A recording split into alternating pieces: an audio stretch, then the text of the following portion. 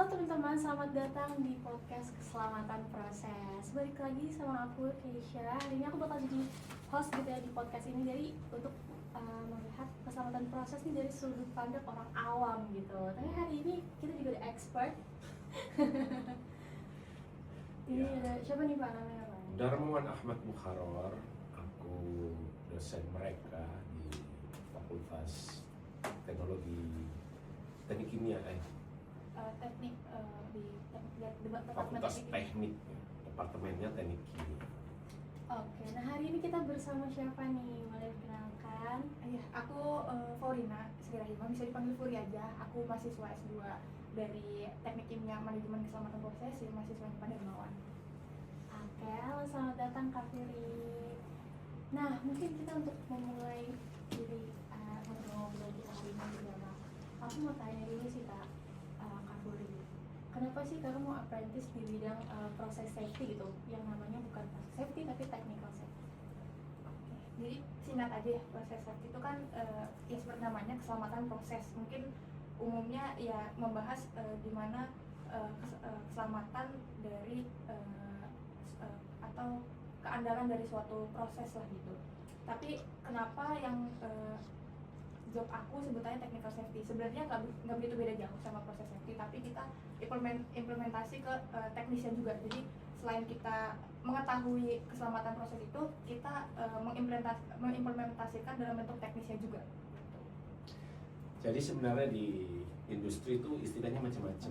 Ada kalau di Qatar itu disebut sebagai loss prevention engineering. Kemudian di Prancis itu disebut sebagai technological risk. Jadi masing-masing negara, masing-masing perusahaan memiliki sudut pandang yang berbeda. Tapi secara umum sih kita boleh bilang proses safety.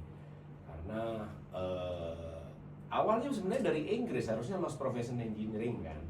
Nah, tetapi karena dunia itu dikuasai American view gitu ya proses safety. Jadi itu yang mungkin membeda-bedakan. Nah, perusahaannya Fori dulu itu basisnya adalah Inggris dulu. Makanya ada kata-kata technical safety sebagai penjembatan antara Eropa dan Inggris. Maka mereka orang Eropa dan Inggris itu penjembatannya di technical safety, kayak Jerman technical safety.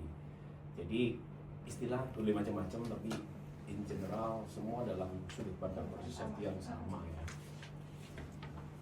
Oke, terus nih Kak, kan kalau lagi S2 di MKT itu udah hambatan apa gitu? Terus kalau misalnya ditanya saya sama orang tua kayak gimana sih kita kuliah di UI sebagai S2 manajemen keselamatan proses itu seperti apa, itu kayak gimana Kak jelasin?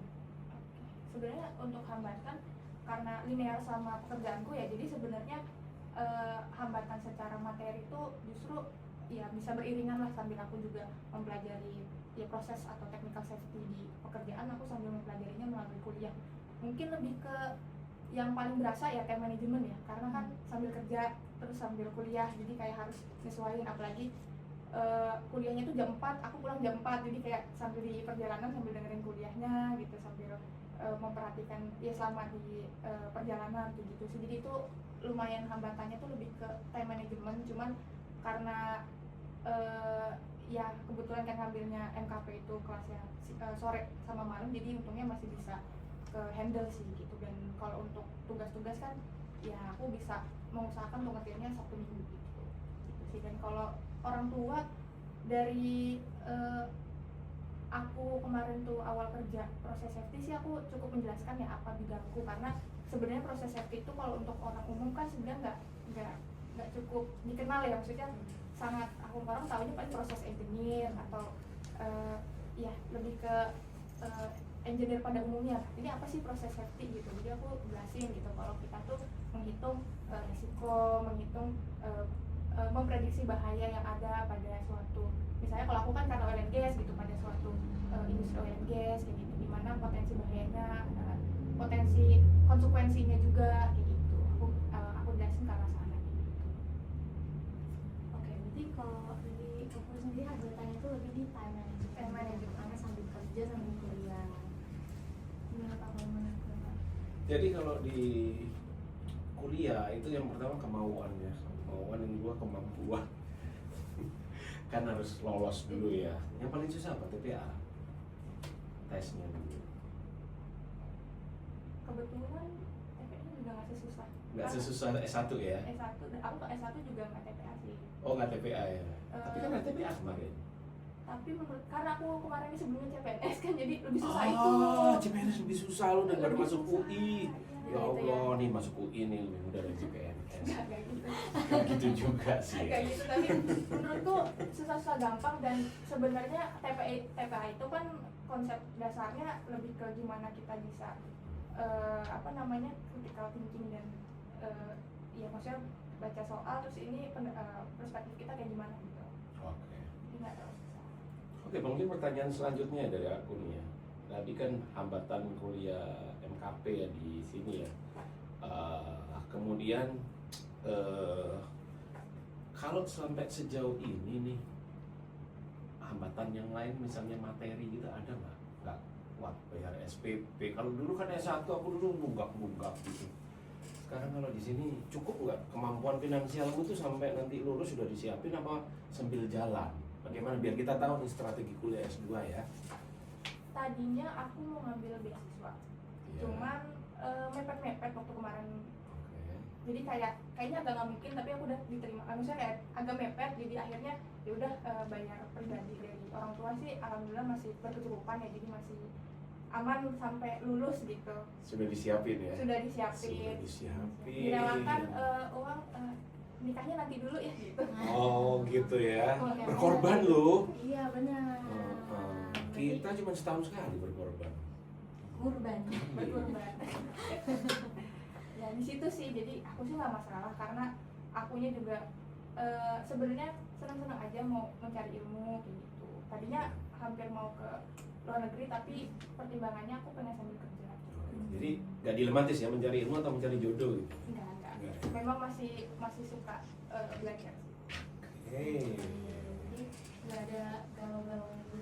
Cuma lebih pengen belajar ngejar gelar S2-nya dulu. Iya. Oke, selanjutnya mungkin mulai masuk ke tentang materi-materinya. Itu dia. Kalau materi-materi ini ujian dari tempatnya juga. Nah ini sebenarnya tentang dalam hal pemenuhan kinerja reliability ya, reliability performance nih. Kalau kita baca nih unsur-unsur apa sih yang dibutuhkan atau ditinjau gitu ya, kan ada di kuliah tuh. Menurutmu gimana? Reliability. Mungkin konsepnya kan reliability itu reliabilitas itu kan pasti kita mulai dari awal ya, maksudnya dari kita startnya dulu gitu. Desainnya apakah itu sudah reliable atau enggak. Jadi mungkin dari segi desain kita pastikan bahwa dia itu sudah pantas lah gitu, sudah cocok, sudah sesuai gitu. Itu dari reliabilitas, dari segi desain gitu. Lalu selain desain nih sebelum ini aku kasih contohnya dalam hal kita misalnya mau membuat ini ya, misalnya kayak contoh kilang atau buat suatu pabrik ya, dari desainnya gitu. Desainnya apakah desain misalnya dari kilang tersebut, desain dari ya dari segi PNID-nya itu udah cocok atau enggak gitu. Selain itu pasti kita akan tes juga dong dari segi prosesnya ya, proses atau data dari si PNID-nya ini, misalnya pressure-nya, dari segi temperaturnya apakah itu sudah aman atau enggak gitu. Dari segi situ. Terus lalu layer ketiganya lagi, kan kita udah tahu tuh suhu, dan kita harus menjaga suhu, menjaga pressure. Apakah dari segi protective layernya udah ada gitu, misalnya contoh alarm atau transmitternya udah sesuai belum dengan kebutuhan kita begitu. Terus setelah itu udah tuh kita nyampe di segi protective, oh udah cukup aman, kita udah ada alarmnya, udah ada transmitternya, jadi udah ada yang ngebaca gitu. Setelah itu kita cari tahu lagi nih, kita kan nggak mungkin ngejalanin abis itu udah gitu ditinggal jalan gitu. Kita harus tahu juga kita tuh harus berapa kali sih kita ngecekin ini semua gitu. Itu maintenance-nya itu untuk memastikan tetap maintenance schedule-nya tuh tetap ada berjalan gitu loh. Kapan kita harus ngecekin kalau misalnya valve ini tuh masih berjalan dengan baik gitu loh, masih bisa ditutup bukanya dengan misalnya contoh kayak gitu ya, kalau di dalam proses safety kayak gitu. Terus udah maintenance-nya, bisa juga kita harus pastikan ke orangnya, operatornya itu sudah sesuai dengan kebutuhan atau enggak sih gitu, sesuai dengan udah punya sertifikasinya juga, kemampuannya udah cukup atau enggak sih, mereka ngerti nggak sih sama proseduralnya tadi, maintenance-nya, prosedur prosesnya juga, apakah mereka sudah memahami atau ternyata belum gitu. Nah, itu juga kan sebagai faktor unsur reliabilitasnya juga gitu, operator manusia. Terus ya dari manusia kan harus ada manajemen, nah itu beda lagi, prosedur, bikin prosedurnya udah bener atau enggak. Jadi boleh disimpulkan tadi mulai dari pertama adalah alatnya sendiri atau prosesnya, kemudian yang kedua kita harus punya safeguard atau pelindung yang dilihat, terus yang ketiga kita bicara mengenai prosedurnya, terus kemudian orangnya, dan ada proses parameter juga ya tadi ya, proses parameter yang harus jelas. Kira-kira gitu sih. Kamu ngerti nggak sih? Mungkin sedikit aku ngerti ya yang dijelasin gitu, tapi kalau yang terlalu teknikal kayak aku agak kurang ngerti gitu. Cuman ya mungkin 70% dari yang diomongin aku Luar biasa udah 70, dapat B loh. Oke, ini masih berkaitan nih Kak sama reliability dan juga maintenance. Ini kan Kak Fori juga sempat jelasin tentang maintenance schedule gitu. Bisa dibantu jelasin nggak sih Kak, kayak kalau penggunaan quantitative risk assessment itu seperti apa penggunaannya gitu dalam kaitannya dengan reliability dan maintenance? Jadi QRA itu kan singkatannya ya, quantitative risk assessment itu kan QRA. QRA itu sebenarnya kan metode atau ya assessment untuk kita tuh bisa tahu frekuensi dan juga konsekuensi ya. Jadi fungsinya buat apa sih?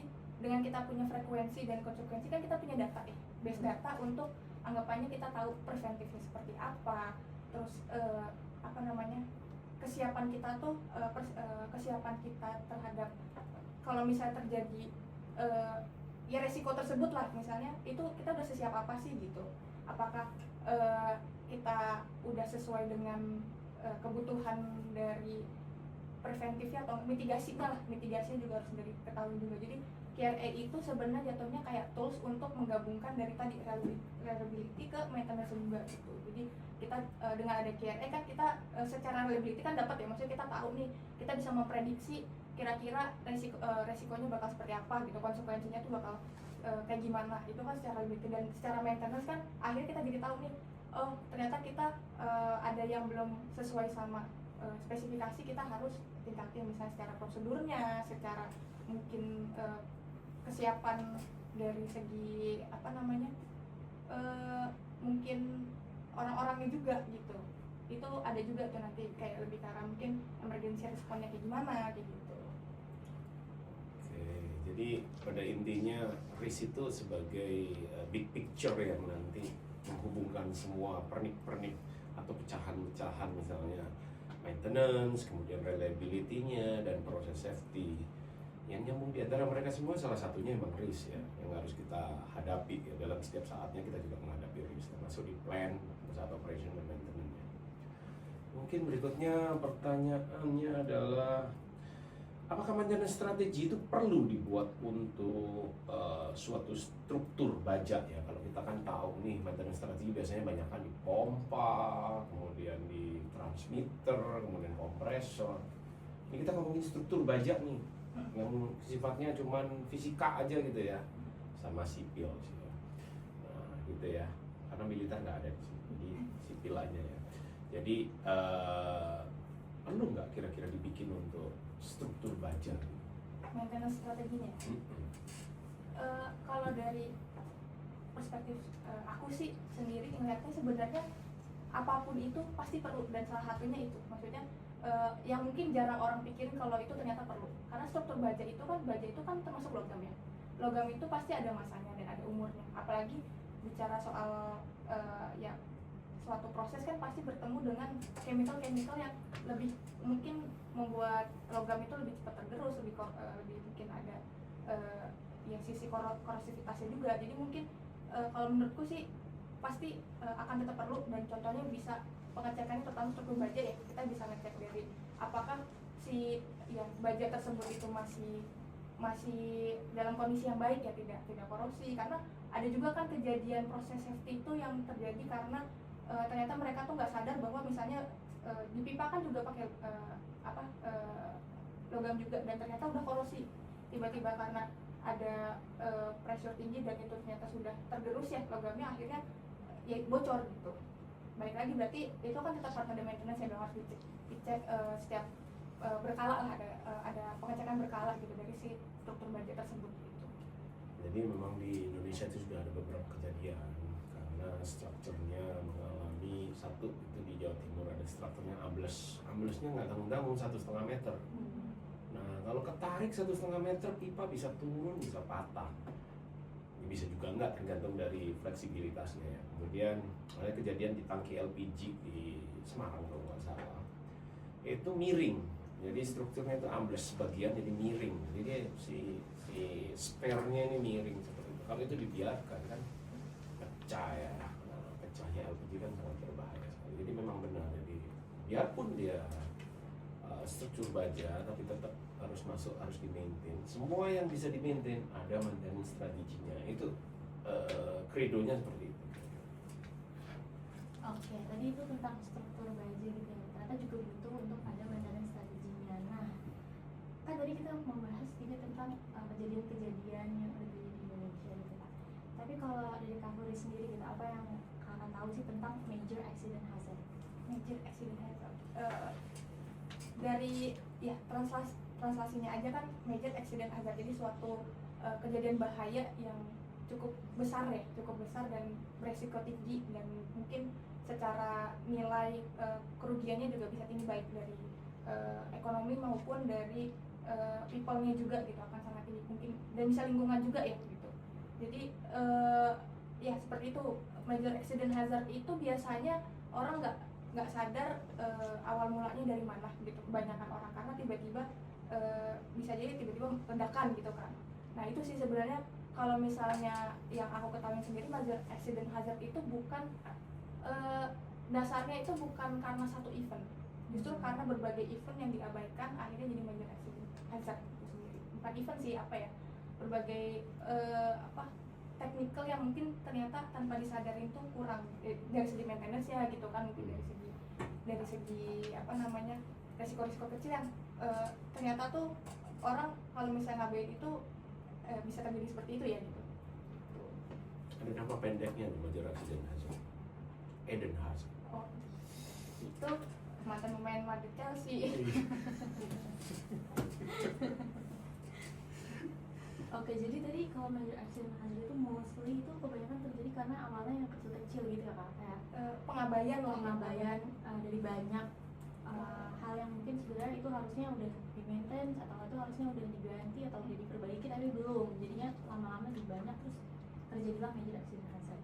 Ya, ringkasnya gitu, tapi mungkin detailnya tuh nanti akan ada di barrier management juga ya gitu. Barrier management itu intinya dari berbagai barrier yang diabaikan lah gitu, yang mungkin tidak seleksi gitu, tidak terlihat gitu. Jadi ada kriteria utama. Kalau disebut major harus ada kata major. Major itu lebih dari satu orang meninggal, misalnya 2 orang, 3 orang, 4 orang, sekampung gitu ya. Itu disebut major accident hazard, kecelakaan yang menimbulkan korban banyak gitu ya. Lebih dari 1 orang banyak di sini. Atau duitnya juga gede gitu ya. Membuat perusahaan bangkrut, itu juga major accident hazard. Atau pencemaran lingkungan yang sangat luas. Nah, itu juga major accident hazard. Jadi berdasarkan pengertiannya sebenarnya karena disebut major accident hazard ya tentunya dia bukan sering terjadi, jarang sebenarnya, sangat jarang. Oke. Ya jangan sampai terjadi ya Pak, kalau bisa. Nauzubillah Kalau bisa sih nggak ada. Itu fungsinya proses safety. Iya, tapi proses itu selalu mendiscourage nol risiko loh. Jadi selalu ada risiko. Jadi kita harus percaya bahwa selalu ada risiko. Selalu ada risiko. Jadi kalau proses engineer itu melihatnya dari sisi positif, wah menghasilkan duit segini dengan produksi segini. Proses safety itu mengimbangi. Versi pesimisnya proses engineer ya, proses safety engineer gitu. Jadi itu akan berbeda pendekatannya. Satu pesimis, satu optimis. Ya kira-kira gitu. Tapi saling melengkapi ya Pak jadinya. Saling melengkapi, tapi nggak bisa kawin ya. Oke. Nah, setelah melewati mata kuliah ini gitu ya Pak, 14 pertemuan. Kalau misalnya ditambah kuliah ke-15 gitu ya. Itu kira-kira topiknya apa yang menarik? Sebenarnya cukup aku lebih ke arah topik yang selanjutnya tuh sangat masuk banget tentang awareness kita terhadap risiko itu sendiri. Tadi balik lagi, kita tuh kadang melihat suatu hal tuh kayak karena udah ada prosedurnya, udah ada udah ada KRA-nya, mungkin udah ada udah ada analisisnya, jadi orang tuh merasa kayaknya udahlah ini udah cukup gitu. Justru awareness atau integrasi dari berbagai data tersebut, gimana caranya biar orang tuh sadar bahwa sebenarnya apapun ya udah ada banyak data itu tetap nggak cukup, tetap pasti ada resiko gitu. Jadi gimana caranya lebih kayak mata kuliah itu menyadarkan bahwa resiko itu akan tetap ada, apalagi selama kita masih berpikir ya gitu. Oke. Konsep berpikir. Gitu. Oke, mau kita lanjut? Lanjut. Oke, aku ya berarti ya. Sebentar. Apakah fisik risiko ya? Apakah risiko itu benar-benar objektif atau difilter oleh cara manusia itu berpikir gitu ya? Karena berpikir itu kan berdialog dengan logika dan reasoning ya. Nah, apakah seperti itu? Mungkin secara teknisnya kan kita tahu tadi itu untuk resiko sendiri kan ada karena misalnya tadi kita hitung, kita lihat probabilitasnya, kita lihat frekuensinya, yaitu secara kertas lah gitu. Tapi secara non kertasnya lah, secara kita logikanya gitu, sebenarnya resiko itu bahkan bisa lebih dari apa yang terlihat di kertas ya. Maksudnya secara objektivitasnya tuh lebih dari secara objektivitasnya kan ada nih, tapi sebenarnya secara subjektivitas juga ngaruh dari pikiran gitu. Jadi kayak bahkan resiko itu lebih tinggi apabila kita berhenti berpikir. Jadi semakin kita nggak mikir, semakin resiko itu pasti jadi ada. Jadi kita nggak akan mempertanyakan, ini struktur bajanya itu udah masih aman apa enggak ya gitu. Tapi kalau kita nggak berpikir kan jadinya ngerasa aman-aman aja gitu. Jadi sebenarnya resiko tuh bisa ada ya karena kita berpikir juga gitu. Bahkan kita nggak berpikir itu malah jadi bisa meningkatkan resiko lebih tinggi lagi karena kita jadi nggak penasaran gitu. Ini mungkin ini erat kaitannya dengan namanya dynamic risk ya. Di dokter di UI ada satu topik tentang dynamic risk. Jadi resiko yang dinamik, resiko yang naik turun. Nah, most likely meskipun dia naik turun, tapi dia akan menuju ke entropi yang positif kan. Kalau entropi positif kehancuran. Semua hal di dunia itu menuju entropi positif, menuju kehancuran. Nah, sama dengan risiko. Risiko tuh nggak, meskipun dia naik turun, tapi dia menuju suatu titik tuh dia akan pecah pada akhirnya. What you don't have can leak. Apa yang kita tidak punya tidak akan bocor. Ya menuju ke ini ya sekarang salah ya. Nah, menuju ke risiko yang lebih tinggi lagi di akhir cerita gitu ya. Catastrophe. Oke, nah tadi kan tentang risiko itu objektif dan subjektif gitu kan, pertanyaannya lebih ke sana. Tapi kalau sekarang nih, kalau menurut kamu tadi kan kamu bilang pasti ada mungkin ada subjektivitas karena kita jadi berpikir, jadi kita berpikir gitu kan. Tapi gimana kalau misalnya terkait dengan kelelahan, emosi atau tekanan itu apakah akan mengubah judgement gitu kan tanpa kita sadari? Sangat mungkin nih. Bahkan sehari-hari aja kita lagi marah, kita lagi senang aja bisa beda gitu respon kita terhadap orang. Apalagi ini dalam penentuan keputusan ya. Kita lagi emosi dengan kita lagi tenang kan akan beda. Kita tenang itu pasti pikiran lebih jernih. Kita bisa mikir mungkin tadinya cuma satu layer karena lagi emosi, kita bisa mikir sampai beberapa layer. Kita bisa lebih detail lagi. Oh, misalnya tadi selain struktur baja kita lihat juga mungkin sisi-sisi lainnya gitu. Misalnya selain baja kita lihat juga sisi luarnya, misalnya secara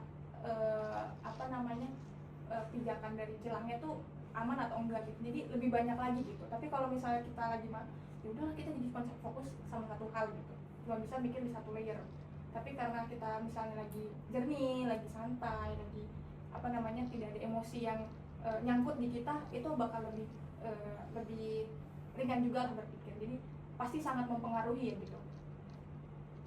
Oke, berarti dipengaruhi itu bisa jadi ya kan kelelahan atau tekanan atau emosi sangat iya, jadinya akan jadi ada bias juga gitu. Akan jadi ada bias gitu pikiran. Apalagi kalau kita udah nggak suka nih sama opini orang, kita jadi bias, kita harus menolak itu gitu. Itu bias juga gitu. Ya, emosi pasti pengaruh terhadap pendapat. Makanya kadang-kadang kalau kita sedang marah, mending tidak berpendapat dulu. Cerdas untuk menahan diri, tidak langsung FOMO, ikut arus. Ya, seperti itu. Jadi kalau lagi marah, lagi emosi, berbales tambah lama akan itu namanya spiral of negativity ya. Lama-lama jadi nggak terkontrol negativity.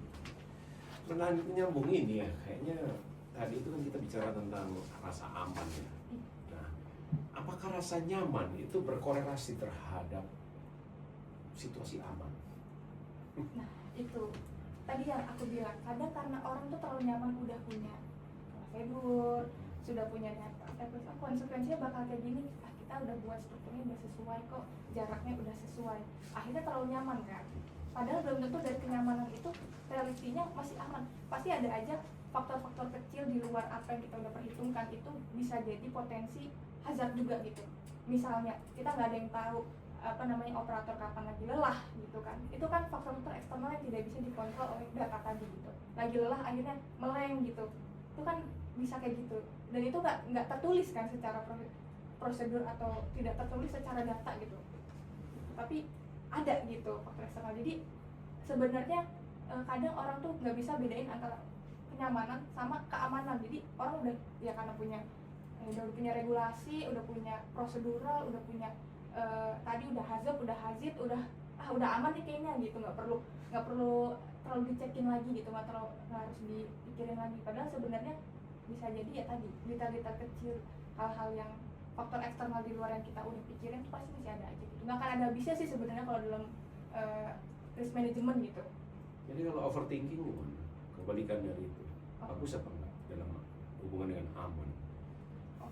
Overthinking berlebih juga nggak baik ya, karena balik lagi gitu, kalau terlalu banyak mikir, kayaknya terlalu itu berlebihan juga ya. Jadi tetap maksudnya tetap pada batas sewajarnya lah gitu, maksudnya kayak secukupnya, kayak kira-kira pada umumnya tuh hal kecil apa sih yang paling sering terjadi gitu. Jadi kalau aku sih pilih mangu kayaknya. Mangu ya, rasa nggak aman tapi nyaman. Iya. jadi kita nggak yang santai banget, tapi kita nggak yang kepikiran banget gitu. Jadi tengah-tengah lah ya. Betul, in between. Oke. Nah itu tadi kan tentang aman dan nyaman gitu ya. Tapi kalau menurut Kak Fori sendiri gitu, keselamatan itu lebih tentang kontrol atau lebih tentang kesadaran sih? Kalau menurutku bisa keduanya ya. Maksudnya kontrol itu tadi kita harus bisa tetap memastikan gitu, apakah dia sudah sesuai dengan prosedur, sudah sesuai dengan data yang kita punya gitu, apakah sudah sesuai dengan ya teknikalnya sudah sesuai lah gitu. Kontrol. Kalau untuk kesadaran yang tadi aku bilang gitu, karena kesadaran itu kan sebenarnya jarang orang tuh perhatikan ya kesadaran. Padahal kita sebenarnya sehari-hari ya kita tahu kita hidup, kita sadar, tapi orang tuh kadang suka mengabaikan kesadaran tersebut gitu. Jadi kayak sebenarnya kesadaran itu lebih kayak tadi sih, kita tahu nggak sih kalau misalnya even kita punya teknikalnya itu bahaya itu tetap bakal ada gitu, resiko itu bakal tetap ada, tetap senyaman-nyamannya kita, tahu nggak sih kalau kita masih belum tentu aman gitu. Jadi kadang orang terlalu karena nyaman jadi santai-santai lah gitu, operatornya ngelihat kayaknya ini santai gitu, akhirnya dia mungkin tidur, akhirnya mengabaikan itu semua gitu. Padahal sebenarnya tetap tidak aman. Fungsi operator kan untuk ya itu hal-hal yang mungkin di luar teknikal kita tidak bisa mencegahnya gitu. Jadi ya kesadaran itu tetap penting, apalagi terutama ini fungsinya untuk proses safety dan tadi ya ke operator gitu, ke perorangan gitu. Oke, nih yang terakhir nih. Terakhir nggak sih ini? Belum. Oh belum ya? Iya deh. Banyak juga ya. Kamu yang nulis nih. Apakah keselamatan lebih tentang? Ini udah nih lebih tentang kontrol ya. Jadi itu barusan. Sekarang yang berikutnya berarti keputusan berisiko apa saat ini yang normal karena tekanan sistem dan budaya ya, atau budaya. Budaya tuh ya pertama di Indonesia ya, jujur tuh secara in general aja proses safety ya, keselamatan proses tuh di Indonesia tuh belum terlalu dipandang lah gitu. sangat mudah disepelekan gitu. Dari segi kita bisa buat pabrik itu jarang banget gitu. Maksudnya terlalu dipikirkan dari segi ya kilang-kilang yang udah ada deh di Indonesia tuh, secara aku lihat secara garis besar tuh secara proses safety-nya tuh jujur kayak kurang banget ya. Jadi kayak ya itu kadang orang tuh menyepelekan karena belum terjadi apa-apa. Itu dia, karena kebiasaan nunggu terjadi dulu baru orang tuh ngerti gitu. Padahal kan sebenarnya kita kalau bisa jangan sampai terjadi dong, jangan sampai kejadian, karena setiap nyawa itu berharga gitu. Jangan sampai kita harus merugikan satu nyawa hanya karena kita menyepelekan. Nah, itu sih budaya-budaya pertama di negara kita sendiri yang masih sangat abai banget gitu. Jadi itu kan balik lagi kesadaran gitu, kayak kita harus sadar bahwa sebenarnya walaupun nggak terjadi tapi kan bisa terjadi gitu. Nah kesadaran itu yang harus dibangun gitu, bahwa walaupun belum terjadi ya itu semua bisa potensi terjadi. Nah itulah tugasnya proses safety, untuk menyadarkan ada hal-hal yang bisa terjadi loh di masa depan dari proses tersebut gitu.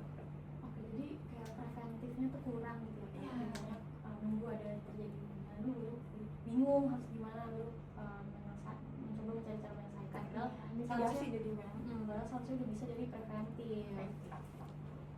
Lu belajar bikin Jadi bisa abis ini langsung A ya. langsung Langsung A. Ini- S2 bentar lagi. Amin.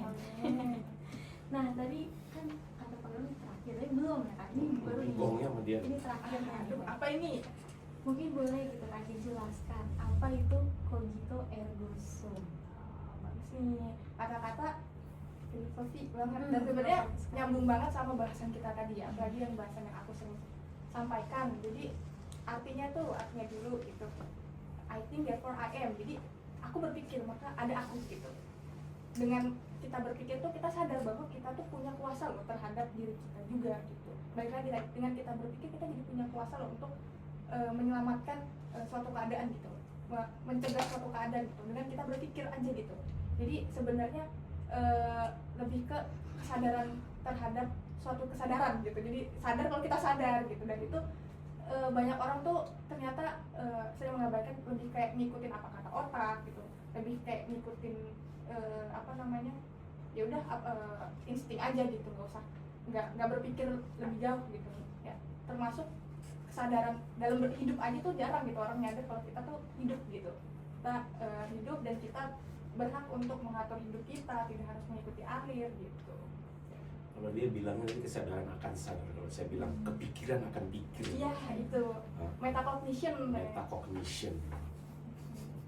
Ya, Kalau itu. kamu apa kepikiran? Aku setuju aja sih. Tapi emang konsepnya agak dalam ya, dan itu lebih ke filosofi banget karena kesadaran itu kan nggak bisa dibentuk cuman kayak kan omongan nih, aku ngomong terus orang sadar, enggak. Tapi sadar itu kan datangnya dari diri sendiri, kayak seberapa kita bisa refleksi diri kita sendiri, seberapa kita bisa mikir apa yang kita rasa, apa yang emosi yang kita punya tadi tuh. Kita marah kan, kita harus menahan diri kayak gitu. Apakah keputusan kita bias kah? Apa keputusan kita tuh udah sesuai, udah jernih kah gitu? Itu kan kesadaran gitu. Orang nggak akan tahu gimana kondisinya, gimana kondisi dirinya kalau nggak sadar. Gitu. Jadi yang penting itu awareness dan Awareness, ya. menarik banget ya Pak. Iya. Acaranya hari ini gitu ya. Aku udah kayak belajar